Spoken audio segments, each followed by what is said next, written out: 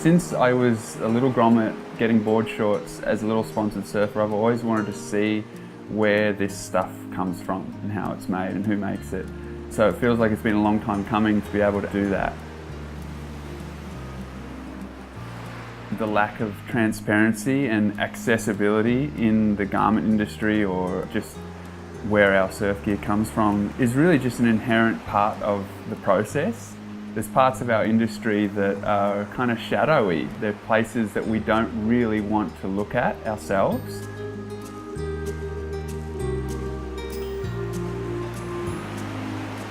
Actually going to a factory and getting a first-hand experience of how our gear is made was pretty nerve-wracking. I was really interested to see how automated the processes would be, how overworked people might have been, or how toxic the environment is inside of a factory, how uncomfortable that kind of space would be. And so all those things added up to feeling kind of guilty and a little bit embarrassed about being from the Western world and walking into a factory where people have to work so hard. You know, I've surfed my whole life. It's ridiculous. The whole idea of that is ridiculous. So going into a place where that contrast is face to face with me and my world was kind of nerve-wracking. Yeah.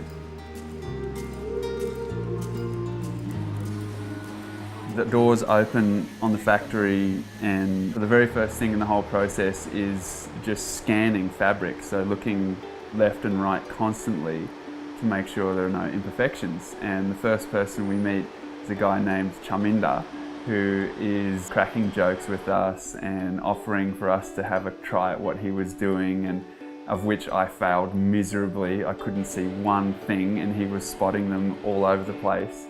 And it was just a really great humanizing moment to meet Chaminda and to see that he has this skill, you know, a really sharp eye. That really is what's opening my mind the most right now, is that it's so human.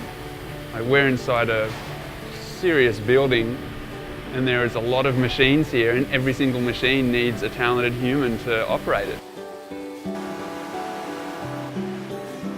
The process of fair trade certification was explained to us that the extra money that comes from Patagonia paying a premium is gathered together, and the workers decide how to make use of that money.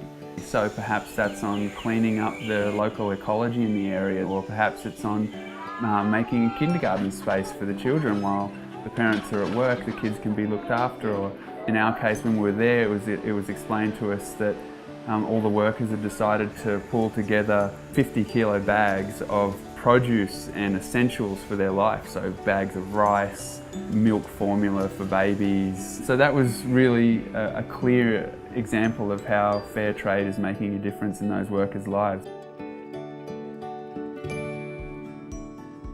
For most of us, our experience with fair trade is in the realm of coffee and chocolate. So the idea of fair trade coming into the garment industry is quite new for us.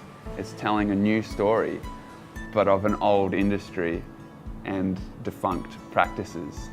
And I really like the idea of fair trade being a disruptor, like a shit stirrer. This annoying little voice to a big bully of an industry sits well with me, especially as a surfer.